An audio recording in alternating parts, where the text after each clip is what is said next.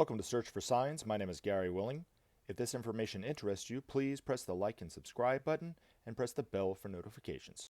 I sure hope you're doing well today. It is October the 26th, 2020. If this happens to be the first time you ever heard this channel, I do want to thank you for coming and checking this out. Stay as long as you like, come and go as you please. If you have listened to a video or two in the past, I want to thank you for coming back as well. Now, what we talk about here is Maitreya and the Masters of Wisdom. We relate it to what's going on in the world today, miracle signs, also the things that trouble us from time to time, like the coronavirus or political or social unrest or so forth, economic uncertainty and that kind of thing. Now, if you're one of those people who love to basically waste your time listening to people talk about gloom and doom, well, I will pretty much just tell you that's not what we talk about here. So if that's something you like, then you might want to go elsewhere. This is a very hopeful message, and it's something that I think is probably one of the hardest sells to sell these days is hope. Most people, when you listen to the news, man, it's like, there's not a lot of hope out there. I mean, the world's going down the tubes pretty quick, right? If it hasn't already. So, but again, we don't think the world's going to end. We think it's quite the opposite, that this is only the beginning of a very, very incredibly hopeful period for humanity called the future. But we got to create peace in the meantime. Now, if you have a question after listening to this video or any of the other videos, simply post your question as a comment, and I will try to answer it as best I can. If you have another question about Maitreya the Master's Wisdom and you'd rather email it to me, well, then just email me at searchforsigns@mail.com, and again, in the next video, I'll try to do my best to answer it. All right, now let's get on into it. The first question comes from Chris Laurie. Have you read A Course in Miracles? Jesus explains a lot of the parables he spoke and their true meanings. Chris, I read a bit of it a long time ago. I don't really remember a lot of it. I was more interested in reading Bailey and Benjamin Creme, but I know people find it very inspirational and so forth. I do thank you for the question because it gives me a chance to kind of talk a little bit about the work and activity of the Masters. So according to Benjamin Creme's master, A Course in Miracles was written by the Master Jesus, but it was written in a rather unconventional way by what the Masters usually do. Okay, so let me give you a little background on it. Now, in a few videos, I've talked about the physical universe made up of not only solid, liquid, and gas, but 4 levels of the etheric. Now, above the physical plane is a whole other plane called the astral emotional plane. Now, most of us on the planet, in fact, probably 99.999% of humanity, is really focused on the astral emotional nature of their personality. Even if you consider yourself a critical thinker, from the Master's point of view, it's still centered mainly around the emotions and not so much the mind. There are very rare, at this moment in time, people who are evolved enough to have somewhat or a lot of control over their astro-emotional nature to where they're actually what's called mentally polarized, where they're centered almost habitually, almost 100% of the time on the mental part of their personality. It's very rare, but it does happen from time to time. But eventually everybody will be. But that's part of where we're headed in the very near future. But right now we're really kind of trapped in the emotions and the astral nature. Everything's centered around feeling. So the reason why I brought this up is because the Master Jesus worked through a disincarnated entity on the astral plane, which then was channeled by the person who wrote the book, A Course in Miracles. And for the life of me, I don't remember who wrote it. It was, I think, done kind of as an experiment, but it was also done as an opportunity for the Master Jesus to get some teachings out to humanity in that way. Like I said, it's never been done before, and I don't think it's been done since. But according to Benjamin Creme's master, there's a great deal of distortion and illusion in it, but there are some truths coming from that master, the master who was Jesus, through the Course in Miracles. Typically, the way that these masters work, since they've been hidden away for as long as they've been hidden away, is through the disciples in the world. Now, there are those rare disciples who, up until now, have been able to and evolved enough to control their astral, emotional part of their personality and their being, and therefore are mentally polarized. And those disciples, it's a lot easier for the masters to work with them and send them messages telepathically through whatever work they're doing. And it's a little clearer and there's a lot less distortion. Then there are other disciples who have a much closer relationship with a master, like Benjamin Creme, Alice Bailey, Krishnamurti, even Jesus, that were specifically trained to give a set of teachings direct from one of these masters. And it took them years and years and years of very rigorous training over long hours every day in order to receive a very clear message with very little to no distortion.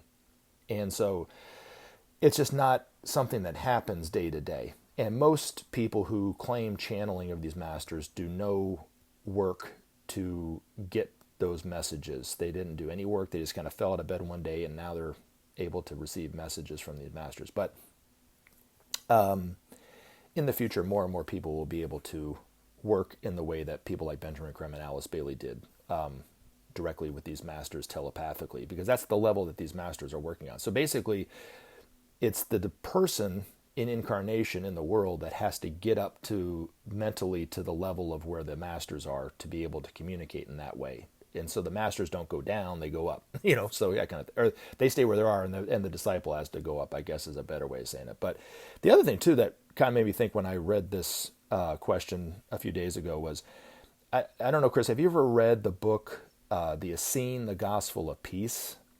It's a paperback book. I bought it in a paperback. It's not too expensive. I don't even know if it's $10. It might be a little bit more, it might be a little less, but it was supposedly written from the Dead Sea Scrolls. Now, I don't know if it's true or not, but I still found the information to be quite inspirational and informative. Talking about Jesus, some of his life, the life that wasn't written in the Bible, maybe even talking about his teaching of reincarnation and law of cause and effect that were maybe taken out of the Bible, for instance. But the other thing, too, that I thought was fascinating, given the fact that you're starting to see more and more people talk about this, especially on YouTube, about fasting. And in this book that I read back in the 80s, but it was, like I said, supposed to be transcribed from thousands-of-year-old transcripts, Jesus talked about fasting and the need to fast, and by fasting, you could heal your body in a much more efficient way than you would if you didn't fast. So he was encouraging the people around him to fast for weeks, like if they had a parasite or they had malaria or some kind of dysentery or even leprosy. And it was actually having an effect and now scientists are kind of catching up to what Jesus was talking about thousands of years ago, that when you do fast, your body's immune system goes into hyperdrive. And it can heal your body much quicker and much more efficiently than it would if it was having to take time to digest the food at the same time. So, but anyway, thanks for the question. All right. Now, the next comment was quite long, but not as long as the last comment I'm going to comment on. Now, this one, he talked again about the Lady of the Rosary appears once a month in the city of, is it Maitreya in Portugal? Anyway, I'm sorry if I butchered that name. But anyway, at the very end, he talked about someone claiming to receive messages from Maitreya named Tayana Moksha and received a letter from Maitreya in mid-2020, and I'm almost sure and I hope very much that it is the last message before the sign of Maitreya appeared in the sky, and the next message that you will receive from him at the end of this year will ask to be welcomed by the medium. All right. Now, I wanted to read a bit of the article that I read in the last video, Men Awaken to Maitreya. Okay, so he talks about, Ben's master talked about Maitreya's, what he's doing on TV after his first interview and how it's affecting humanity. And it's quite a wonderful message quite an article to read, but I wanted to kind of pull out something and kind of help to address what we're talking about here. Okay, so it says, thus and quietly and steadily does Maitreya aid the plight of men. Some have already recognized him and prayed to him. Others are glad to hear aloud the answers to their many problems and await the opportunity to play a part in their solution. Thus do the simple words of Maitreya echo through the world. Thus do they awaken in men the hope of renewal. Were enough men are so awakened and ready for change, Maitreya will increase the tempo and energy of his delivery and galvanize millions to call for action on their own behalf. Men must understand that action must come from themselves, else nothing can happen. Where men realize this, they will act spontaneously and with hearts ablaze with hope. So will it be, and so will men fulfill their destiny and create the better framework for the new age which opens before them. All right, so, and if you're interested in hearing more about that, you're obviously welcome to listen to the last message, and it's our last video that I put up with this article in there. But first of all, so I'm addressing the fact that he is already on the media. Now, they don't know who they're speaking to, but some people are starting to realize who and what is speaking to them on TV. Now, if you have ever spent time teaching someone, and you're a semi-patient person, you have to, you know what I'm talking about when I say this, that you have to give us, when you give the first step of a teaching, right, you have to let the student absorb it, use it, apply it, and learn from it before you can give them the next step, right? And Maitreya is nothing but patience. So the reason why most of us have not recognized Maitreya because he's not speaking in a way to be recognized is because enough people aren't responding to what he's already been saying. And it's coming from commercialization, really, is because people live the way that we're living under the shackle of and chains of commercialization, right? Having to live day to day, having to have that focus where I just got to get through the day, I got to pay my bills, I got to do this, I got to do that, right? They're not willing to look at it from a different life from a different direction. And then there's those people who are benefiting very much so from commercialization at this moment in time. So they're not willing to change at all because that's what they're used to. That's what's giving them their sense of power and their own sense of purpose in life. The reason to exist is for that, right? So, of course, when Maitreya comes out and starts speaking, and that's why Benjamin Creme's master even said, many doubtless find his words unhelpful and obstructive to their desires, right? So those are those people that he's talking about, right? That hear Maitreya and go, I don't like that at all, right? So, and they might be actively working to obstruct what he's saying. I don't know, probably. Maybe even calling their media representatives, hey, don't put this guy back on. I don't like what he said at all. Remember, we're the ones that are giving you all the ad money. So that stuff probably goes on a lot, right? Now, in time, more and more people will recognize Maitreya and start to respond, have a heartfelt response to what he's saying. And Maitreya knows the people who are hearing him on TV. He knows their heart and he knows what's going through their minds. So when people are starting to respond, they might not be doing anything with it yet, but when they start to respond to it a little bit and start to inquire and think and learn that first step, then he's going to give them the second step, right? And then you might be a little bit easier for us to pick up on that Maitreya. Now I don't know for sure, but I am probably, correct when I'm saying this, that a lot of us have probably already seen him on TV and just didn't even realize it. So in time, it will start to be easier to recognize that that's Maitreya, right? Because he'll start to say something. You might hear a buzzword here or there. They're like, whew, what was that guy, right? But I don't think it's necessarily hinging on the fact that this person gets a message or not or whatever. I don't know. But that's just my opinion of it. So, alrighty. Now, lastly, there's quite a long comment from a person named Paul B. And I'm going to read a bit of it. I might have to stop and kind of start talking, kind of paraphrase a little bit of it here or there. But even though I disagree with what he's saying, I do think he's bringing up enough that we can kind of talk about this and maybe help learn from it, I guess, to a degree. Okay, so I regard the Maitreya movement as sinister and possibly demonic. I have read 2 books that deal with Maitreya's movement. One was The Rainbow Swastika, a report of Drury on the New Age Antisemitism by a Christian, Masonic, Jewish, and Zionist who opposes the New Age movement, Hannah Newman. The other was The Hidden Dangers of the Rainbow, the New Age Movement, and Our Coming Age of Barbarism by Constant Kumbi. I am convinced, based on those books and doing other research, that Maitreya movement is sinister and influenced by evil spirits.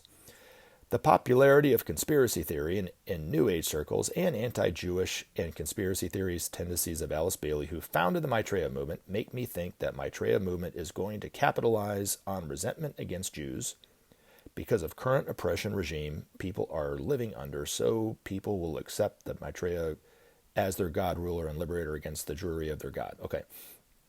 Now then he goes on to say, where is it? While Trump himself is not a conspiracy theorist, he was the first presidential candidate to go on a conspiracy theory show, Alex Jones show, and he has promoted themes that conspiracy theorists like, and this seems to have led to the normalization of conspiracy theory. Trump also has promoted the idea vaccines cause autism, blah, blah, blah, blah, blah. Okay, and then going down to it says, Bailey said Maitreya would reveal himself to humanity by 2025. I'm afraid that she might be right, and I'm also afraid Maitreya is someone very evil. You yourself have made some videos linking the figure to 666. Hannah Newman wrote in her chapter, Gods of the New Age, the number 666, revered by many occultists as Lucifer's sacred number, is to be used wherever possible to hasten his appearance. According to Creme, see the radio interview Art Bell, July 10th, 1998. This number represents the beast of the Antichrist energy, which is not to be feared, but simply accepted and even welcomed as the destructive aspect of God himself. This energy is deliberately released to destroy the old and make way for the new. Creme also repeated Bailey's teaching that this destructive energy is the will aspect of the divine, which worked through both the Roman Emperor Nero and Hitler. I find this very troubling. All right. Well, again, Paul, thank you for commenting on this. Now, if you don't mind, I am going to present some things for you to consider. Okay, now you can either take it for not, take it or whatever. You can do it whatever you want, I guess is what I'm trying to say. Now, first thing that came to my mind when I read this yesterday, is there a Maitreya movement at this moment in time? I would say no. Now, I'm speaking on YouTube about it. It's a very tiny channel relatively speaking. There were those in Share International who put out in their way that they do through publications and so forth about Maitreya, but is it really a movement right now, or is it just a kind of a tiny little group of people that see it as their, purpose to make known the presence of Maitreya in the world? I think that's pretty much where it is, And now Maitreya is on TV speaking in such a way that nobody knows who he is. So is there really a movement about it? I don't think so. Him speaking on TV in the way that he's speaking, I also think lends me to believe that there is no truth to the fact that he is the Antichrist, because I don't see an Antichrist figure acting in that way. They would be drawing so much attention to themselves, of course, being very magnetic, drawing large crowds to them, speaking about themselves in a way to put themselves above other people. And if Maitreya is on TV, which I know he is, not speaking in any way to be recognized, that seems contrary and counterintuitive to what a Antichrist figure would do, is one thing. Okay, so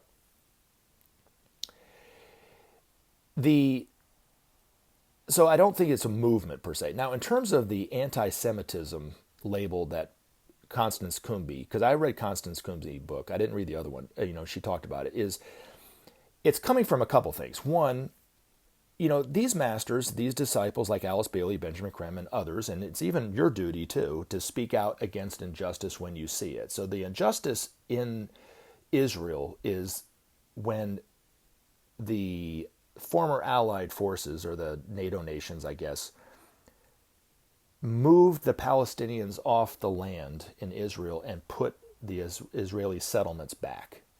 And that was the injustice to it. That was the evil in it. And from the Master DK's point of view, it was like the forces of darkness the door was closing on them after the defeat of World War II. But it was like they kept their foot in the door, so the door wouldn't close all the way on them. And then they've been able to open it up even more and resurface again under the 3 points of darkness, one in the Pentagon, one in Eastern Europe, and one in the Zionist movement in Israel. So it would be the same thing like in the United States. the United Nations taking people, in Georgia, for instance, and moving them off their land, me having to take all the stuff out of my house or having to leave it, I guess, and moving to Alabama to allow the Cherokees to be moved back into their land. It was obviously not a just situation what happened hundreds of years ago when the settlers of the United States moved them off their land, right? So I'm not condoning what they did, but to turn around after centuries of people living there, making it their home, right? And then moving them out to bring the original people, it's unrealistic to do that around the world. Every part of the world has settlements from that were original settlers, right? I mean, that's the history of our planet, right? So it's a part of the plan, but it's not necessarily how do I say it, pleasant. You know what I'm saying? It might not be the most peaceful way of doing things, but it's just kind of the way things are. So the Palestinians had been living in that area in Palestine for centuries, and then after what happened to the Jewish people in Israel, in Europe, right? They wanted their home back, and then they moved them back out. That was the injustice of it. But they're not anti-Semitic. And then the other thing too is, then once they got their land, then they turned around and did exactly to the Palestinians what has been done to them over the centuries, with the genocide and with the injustice and so forth. And so they were speaking out against the injustice, but they weren't anti-Semitic. It's just like when people speak out against the President of the United States, it doesn't make them not patriotic. It just means that they're criticizing what they're doing, especially if they're doing something unjust, right? So, I don't know. That's just my thing. Now, in terms of Maitreya being viewed as evil and sinister and all that kind of stuff, didn't they do the same thing to Jesus years and years and years ago? When he was in Palestine, the establishment labeled him as a demon. And what did he say? Well, if I'm demonic or if I'm a demon, why am I casting out demons? Would they do that? Does that even make sense to do? Would you consider war to be an evil? Right? I do. Most people do. I'm sure there are people who love war, right? And then those people who even fight the wars themselves and aren't letting other people fight the war, but actually going and fighting the war, are coming back, and they speak of the evils of war, right? Every war has had those soldiers that have come back and spoke about the evils of war, right? So it's an evil. Maitreya is trying to rid the world of that evil. So if he was evil, why would he be trying to rid the world of that evil? Wouldn't you consider hunger in a world of plenty, a child anybody that dies of hunger needlessly as an evil? And yet he is trying to help teach us to share the resources that are all there for everyone to give to them. Why is that an evil? And why would evil try to get rid of that evil? Does that make sense? You have to look at things from that standpoint. I mean, use Jesus as your example, right? I mean, he said, he goes, why would a demon try to cast out another demon? So anyway, that's my thing. And then in terms of conspiracy theories, I do think Donald Trump is a conspiracy theorist, right? And he retweets conspiracy theories all the time. Now, does he necessarily believe it? You might be right. I don't think he does believe it, really. I think he's retweeting conspiracy theories about the deep state after him. Because how did he run in the last election cycle? He ran as an outsider. He ran as the media is against Donald Trump. The Democrats are against Donald Trump. Even the Republicans, he was saying, were against him. Everybody was against him. The whole world was against him. And here's this tough guy that's going to come in there and change things and stand up for everybody else, right? That was the platform that he ran on, and it worked, obviously. Now, the funny thing is while he was president, he was still trying to portray himself as that because it worked. So he's retweeting these conspiracy theories about the deep state that's actually running the country, and he's the fucking president of the United States. It makes no sense in reality. And even now that he's in Georgia, which typically doesn't have a lot of Republicans advertising anything because they pretty much are shoo-ins to win, right? So why spend the money here? He's had to spend a lot of money advertising here because he might lose actually Georgia for the first time in God knows how. I think since Jimmy Carter was president, right? So 40 some odd years, it might actually be blue, right? So if you watch TV here in Atlanta, every other, basically every advertisement, time, there's a 30-second ad for Trump, right? One of the ads is quite humorous because it's showing all this violence, all this looting, all this civil unrest and everything like this that would happen in a Biden administration if he gets elected. The illusion and the untruth of it is all those videos of all that unrest and all that looting was actually done under the time of a Trump administration. Do you see what I'm saying? I mean, it's it's genius in a way, but it's just, it's evil in a way because it's lying, right? But he's trying to portray himself now as the underdog and Biden as the incumbent, but he's the incumbent. Do you see what I'm saying? But yeah, I don't think he believes in it really. And then, when it comes to conspiracy theories in general for ourselves, they're based on fear, just like what you were talking about, just like the whole book from Constant Kumbi was all based with fear. Now, the masters will tell you that fear and joy are equally infectious. So if you are a person who has a lot of influence in the world and a powerful mic and a lot of fear, well, then that fear is going to spread out to a lot of people. And it's going to go on and on and on. Just like the QAnon theory, QAnon movement is. And now that's a movement, all based on nothing more than paranoia and fear. And there's no reality to the theories that they have, the conspiracy theories that they have. There's none, right? But yet it's all based on fear, and it's spreading like wildfire, right? Maitreya knows nothing but joy. Speaking on TV in a very restrained way that he's speaking, he is still spreading his joy to people, and it is starting to affect people in that way, that they're, in that way. But even when he starts to speak with a greater sense of urgency that we need to solve the problems immediately or else, right? He will be speaking with a great deal of joy because he knows that joy is infectious. He won't be speaking it from a standpoint of fear, but from joy.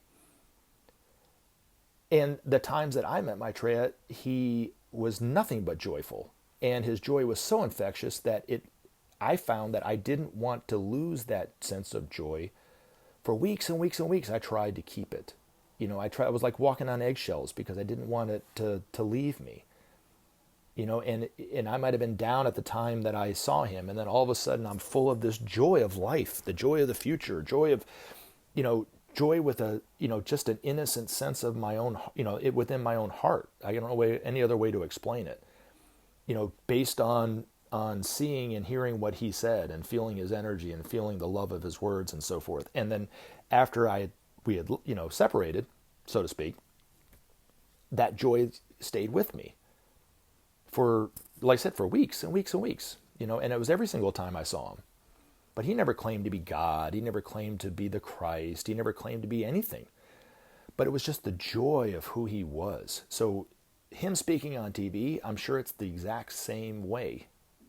And in time, more and more people will start to resonate with that, I guess, hopefully, and hopefully it will be before 2025. I hope Alice Bailey's wrong too, because we're right now in 2021 and the time's ticking, Now, in terms of the Antichrist, where did you say it? Let's see. The number 666 revered by many occultists and Lucifer's sacred number to be used wherever, according to Benjamin Creme. Where did you put it? It said, you yourself have made some videos linking this figure to 666. When have I done a video with linking him to 666? Now, there was one video I did early on where I had that in the title because I was talking about the Antichrist, but I wasn't really linking Maitreya to that. I don't agree with that. But anyway, the Antichrist is an energy. Now, Benjamin Creme did say that it was deliberately released, and it was a destructive aspect, and there was the will aspect of God, but he never said to welcome it. Now, I do think one of the big misinterpretations in Revelation that people have is the time frame of Revelation and the prophecy of John. That they see it as maybe a few weeks, a month, a couple years, 3 years, whatever it is. When in actuality, it's spread out over thousands of years. The last 2,000 years, this kind of time, and then another 2,500, 3,000 years from now is really what he was speaking on. So you have to kind of look at it like that. Now, I'm not saying you have to, but that's what he was writing. And according to the Ageless Wisdom teachings, when he was talking about the Antichrist, it was never written in there to be interpreted as an individual. It maybe was written in after he wrote it by somebody who thought that it was, or maybe they thought it was a good idea to do. I don't know. But it was never written in there for that reason. It was written in there as a symbol. And it was released through the Emperor Nero during the time of John to destroy the ways of thinking before the new energies of Pisces at that time could take hold and grow. And then as the last age of 2,000 years, the age of Pisces, it's had its effect on humanity, good and bad, right? And now we're moving into a whole other, under the influence of whole other energies, of the energies of Aquarius, which are really an exact opposite from what the energies of Pisces are, really. Sharing, brotherhood, justice, cooperation, peace, those kind of synthesis versus division and selfishness and those kind of things of the wrong use of the energies of Pisces. But it needed to clear the way, clear the ground to allow the new energies to come in. And that was the purpose behind it. What does it really need to be welcomed, I guess? I don't know. I don't really look at it like that. But so now there are those people who don't believe it, that it's an energy. And that's understandable because you've been told your whole life that it was an individual. Now, looking at the Bible, okay, I'll use this as an example, because this is really what's also affecting us today. Jesus said to his disciples, I come not to bring peace, but to bring a sword, right? To set father against son, mother against daughter, brother against brother, neighbor against neighbor. I think that's the verse, right? Was he actually talking about a metal sword of a certain length, that he's going to have that's going to cause this? Or was it a symbol for something? Now, the esoteric view of that sword is the impact on the energy of the Christ when it initially is sent out to humanity, what the effect that it has on humanity. And there's a purpose behind this too, right? But this is what creates the divisions that we're seeing today. So we're seeing it in the United States between the Democrats and the Republicans, between the Christians and the non-Christians, between those people who believe in the woman's right to choose and those believe in pro-life, between environmentalists, like I said, and capitalists, and so forth and so forth and so forth. And then if you look at what you're talking about, the Jewish state, right? And then you have Israel versus the Palestinians. And then if you were to go to India, you have Indians versus the Pakistanis, or the Hindus versus the Muslims. You got Russia versus the United States. It's all over the place. There's all these divisions everywhere. Now, it was divided. My whole life, this world has been divided. But looking at it today, how every aspect of our life has this division in it, where some people, they're so opinionated on what they believe, and the other people are so opinionated on what they believe, and there's nobody coming together. There's no meeting of the minds, right?